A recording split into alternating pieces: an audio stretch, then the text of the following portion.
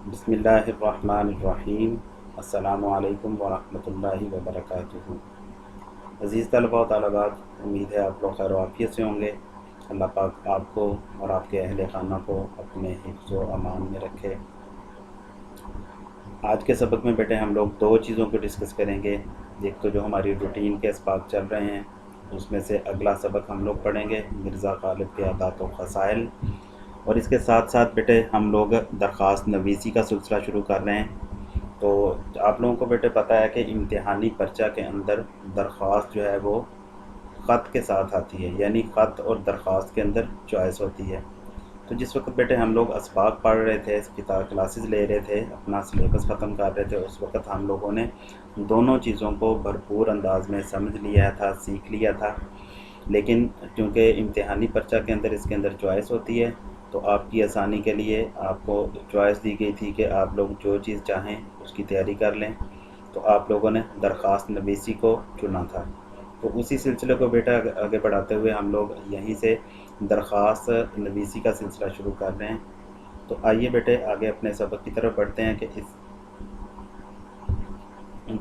इससे पहले कि बेटे आपके सामने दरख्वास्त की रीडिंग की जाए, दरख्वास्त पढ़ी जाए, आपके सामने दरख्वास्त का मुख्तसर सा खुलासा ज़िक्र कर दूं, दरख्वास्त का खाका ज़िक्र कर दूं, ताकि आप लोगों को बोर्ड के मुताबिक, बोर्ड पैटर्न के मुताबिक दरख्वास्त का जो खाका है वो समझ आ जाए, ताकि आप पूरे के पूरे नंबर हासिल कर सकें। तो आइए बेटे आपके सामने इस वक्त खाका शो हो रहा है स्क्रीन के ऊपर, तो इसको गौर से सुनिए, समझिए, और इसके अंदर जो नुकात हैं उनको मैं ज़िक्र किए देता हूँ, उनको समझ लीजिए और उसके मुताबिक लिखने की प्रैक्टिस कीजिए। तो सबसे पहले बेटे लिखना है आप लोगों ने बखिदमत जनाब प्रिंसिपल। अगर प्रिंसिपल साहब के नाम दरख्वास्त है तो प्रिंसिपल साहब लिखा जाएगा। तो जनाब या साहिब दोनों में से आप लोगों ने एक लफ्ज़ इस्तेमाल करना है, जैसा कि मैंने इस्तेमाल किया है, बखिदमत जनाब प्रिंसिपल। उसके बाद बेटे आप लगाएंगे कॉमा, उसके बाद गवर्नमेंट हाई स्कूल। तो आप पंजाब ग्रुप हाई स्कूल की बजाय यहाँ पर गवर्नमेंट हाई स्कूल तहरीर करेंगे। इसके बाद बेटे कॉमा लगाएंगे, उसके बाद अलीफ बे जीम और एम पर ख़त्मा। तो इसको बेटे इस हिस्से को, ये लाइन जो मैंने पढ़ी है, इसको सरनामा कहा जाता है। तो आपने सरनामा तहरीर किस अंदाज में करना है मैं रिपीट किए देता हूँ। बखिदमत जनाब प्रिंसिपल, उसके बाद कॉमा, मैंने ज़िक्र किया है जनाब या साहिब। बखिदमत जनाब प्रिंसिपल, साहिब नहीं लिखेंगे, जनाब का लफ्ज़ इस्तेमाल करेंगे या साहिब का लफ्ज़ इस्तेमाल करेंगे, दोनों में से एक आपने लिख तहरीर करना है। तो यहाँ पर मैंने जनाब का लफ्ज़ इस्तेमाल किया है, तो आप भी कोशिश करेंगे जनाब ही का लफ्ज़ इस्तेमाल करें। बखिदमत जनाब प्रिंसिपल, उसके बाद लगाएं कॉमा, उसके बाद गवर्नमेंट हाई स्कूल, फिर कॉमा, उसके बाद अलीफ बे जी। इसके बाद बेटे आप लोग उन्वान तहरीर करेंगे। तो उन्वान तहरीर करने के लिए तो उन्वान सरनामा के बाद तहरीर किया जाएगा। तो उन्वान लिख कर उसके बाद कॉलम लगाएंगे, यानी दो नुक्ते जो लगे हुए आप लोगों को नज़र आ रहे हैं ये लगाएंगे। उसके बाद आप लिखेंगे दरख्वास्त बराए, जो भी आगे दरख्वास्त हो वो पूरा उन्वान तहरीर किया जाएगा। बिलफर्ज अगर ये दरख्वास्त ज़रूरी काम की है तो आप लिखेंगे दरख्वास्त बराए रुखसत बवजह ज़रूरी काम। इसके बाद बेटे आप लोगों ने लिखना है जनाब आली।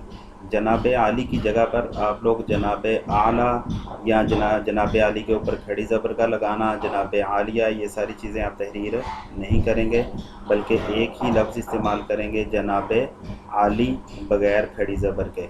इसमें बेटे हमेशा आप लोग गलती कर जाते हैं, जनाब आली के ऊपर खड़ी ज़बर लगा देते हैं। वो खड़ी ज़बर आप लोगों ने बिल्कुल भी नहीं लगानी, और इसी तरह जनाब आली के बाद निदाइया का लगाना लाजमी है। इसके बाद आप लोग बेटे दरख्वास्त तहरीर करना शुरू करेंगे। नहायत अदब से गुजारिश है कि, आगे मैंने डॉट्स लगा दिए हैं ताकि आप लोग जो भी दरख्वास्त हो, जिस मौजू पर हो, उसकी तफसील लिख सकें। इस हिस्से को नफ्स मज़मून कहा जाता है।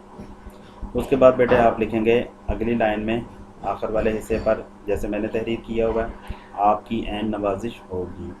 उसके बाद बेटे अगली लाइन में आप लोगों ने अल आरिज़ लिखना है, और इसी अल आरिज़ वाली लाइन की इब्तिदा में आप लोगों ने तारीख़ लिखनी है, जो मौजूदा तारीख़ हो। जैसे आज की तारीख़ है 23 अप्रैल 2020। लेकिन बेटे तारीख़ लिखते वक्त ये बात ज़हन नशीन कर लीजिए कि तारीख़ का जो तरीक़ेकार आपके सामने तहरीर किया गया है इसी के मुताबिक आप लोग तहरीर करेंगे। تو 23 لکھیں گے، اس کے بعد ڈیش لگائیں گے، اس کے بعد اپریل لکھیں گے، اور اپریل کی جگہ پر اگر آپ لوگوں نے 4 لکھ دیا کہ چوتھا مہینہ ہے تو یہ غلط تصور ہوگا۔ تو 23 لکھنا ہے، اس کے بعد ڈیش لگانی ہے، اس کے بعد اپریل کا مہینہ یعنی جو مہینہ بھی ہوگا وہ لکھ دیا جائے گا۔ تو اس کے بعد 2020۔ اس کے بعد بیٹے اگلی لائن کے اندر آپ نے لکھنا ہے آپ کا تابع فرمان شاگرد، چونکہ یہ درخواست آپ پرنسپل صاحب کے نام لکھ رہے ہیں، پرنسپل کا اور آپ کا ریلیشن جو ہے، تعلق جو ہے وہ استاد اور شاگرد کا ہوتا ہے، تو ہم یہاں پر لکھیں گے آپ کا تابع فرمان شاگرد۔ اس کے بعد بیٹے لکھیں گے الف ب جیم، یعنی کہ اپنا نام لکھنے کی بجائے ہم لوگ الف ب جیم تحریر کر دیں گے۔ اس کے بعد آپ لوگوں کی بیٹے کلاس آ جائے گی، تو جماعت نحو۔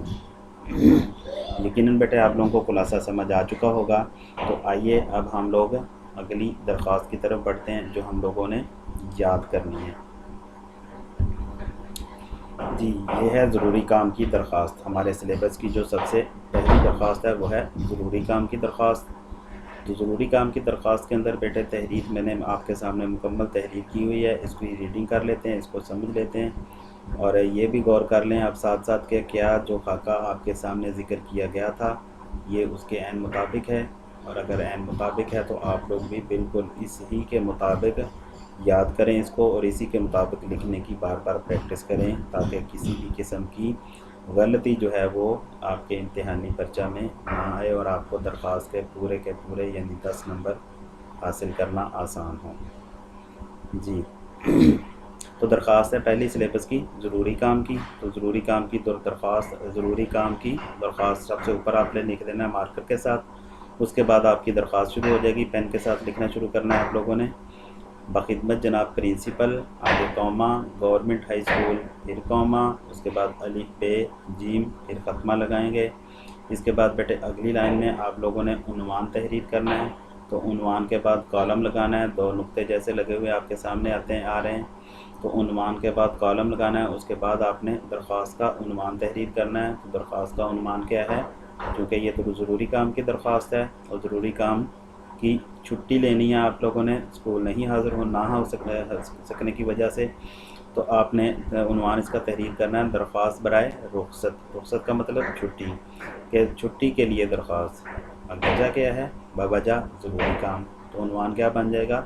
درخواست برائے رخصت بوجہ ضروری کام۔ اس کے بعد بیٹے آپ لکھیں گے جناب عالی، جیسا کہ میں نے خاکے میں بھی ذکر کیا تھا کہ جناب عالی کے علاوہ آپ کوئی اور لفظ استعمال نہیں کریں گے، جیسے جناب اعلیٰ یا جناب عالیہ لکھ دینا، یا جناب عالی کے اوپر کھڑی زبر لگا دینا، یہ ساری چیزیں غلط ہوں گی۔ اس کے بعد آپ نے ندائیہ لگانا بھی قطعاً نہیں بھولنا۔ تو جناب عالی اور اس کے بعد ندائیہ لگائیں گے۔ اس کے بعد بیٹے اگلی لائن سے آپ لوگ اپنی درخواست کی ابتدا کریں گے۔ تو آئیے درخواست کی ریڈنگ کرتے ہیں۔ لفظ مضمون کی نہایت ادب سے گزارش ہے، تو نہایت ادب سے کی بجائے آپ مؤدبانہ گزارش ہے بھی لکھ سکتے ہیں۔ نہایت ادب سے التماس ہے یہ بھی لکھ سکتے ہیں۔ تو جو لفظ آپ لوگوں کو مناسب لگے اس کے مطابق آپ لوگ اسی الفاظ سے آپ لوگوں نے درخواست شروع کرنی ہے۔ تو نہایت ادب سے گزارش ہے کہ آج مجھے گھر پر ایک ضروری کام درپیش ہے۔ آج مجھے گھر پر ایک ضروری کام درپیش ہے جس کے باعث اسکول میں حاضر نہیں ہو سکوں گا، لہٰذا ملتمس ہوں۔ ملتمس کا لفظی معنی بیٹے التماس کرتا ہوں، گزارش کرتا ہوں، لہٰذا ملتمس ہوں کہ آج بروز جمعرات صرف ایک یوم کی رخصت مرحمت فرما کر نوازیں، آپ کی عین نوازش ہوگی۔ اس کے بعد اگلی لائن میں آپ لوگوں نے لکھنا ہے العارض، اور العارض والی لائن میں ہی آپ لوگوں نے تاریخ تحریر کرنی ہے، اور تاریخ میں نے ذکر کیا ہے کہ تاریخ لکھی جائے گی، اس کے بعد ڈیش لگائی جائے گی، اس کے بعد جو مہینہ ہے اس مہینے کا نام لکھا جائے گا، تو 23 اپریل 2020۔ اس کے بعد بیٹے اگلی لائن کے اندر آپ نے لکھنا ہے آپ کا تابع فرمان شاگرد، چونکہ آپ پرنسپل صاحب کے نام درخواست لکھ رہے ہیں تو پرنسپل کا آپ کے ساتھ تعلق جو ہے وہ استاد اور شاگرد کا ہے، تو آپ لکھیں گے آپ کا تابع فرمان شاگرد۔ آگے اپنے نام کی بجائے آپ لوگوں نے الف ب جیم تحریر کرنا ہے، اس کے بعد جماعت تحریر کی جائے گی، جماعت نحو۔ تو امید کرتا ہوں بیٹے آپ لوگوں کو درخواست سمجھ آ چکی ہوگی۔ آئیے اب